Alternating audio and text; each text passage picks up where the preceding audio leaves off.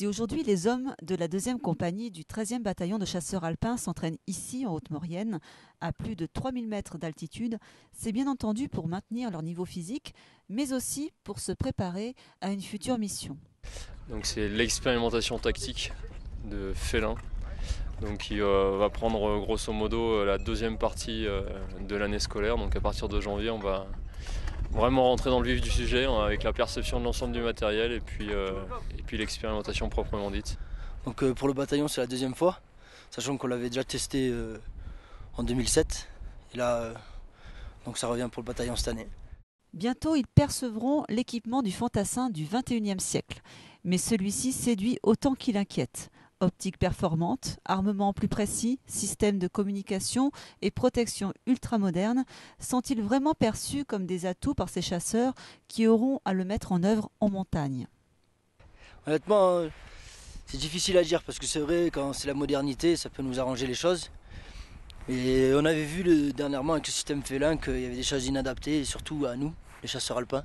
Le poids, par exemple, et voilà, c'est un handicap pour nous, je trouve. Tout l'ensemble Félin et plus le matériel montagne, ça va être quelque chose qui va être très compliqué. Maintenant, les gens, pour la plupart, ils reviennent d'Afghanistan, donc ils savent très bien que maintenant, quand on part sur un point haut, le sac il est extrêmement lourd. Donc c'est aussi ça qu'on va essayer de travailler pendant l'année, la condition physique avec des sacs plus lourds qu'avant. On sait que ça va nous demander pas mal de travail, ça va que tout ce qui est toutes les pensées tactiques vont peut-être être redéfinies, au moins une partie par rapport à l'expérimentation qu'on va mener cette prochaine année.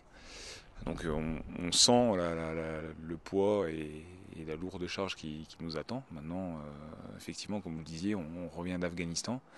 On a aussi cette expérience-là à mettre dans la balance et en plus de l'expérience alpine pour peut-être reformuler un peu la tactique de l'infanterie par rapport aux nouvelles données du Félin. En attendant, la Belle 2 s'entraîne, prête à assumer fièrement sa mission, adapter les schémas tactiques montagne au nouvel équipement.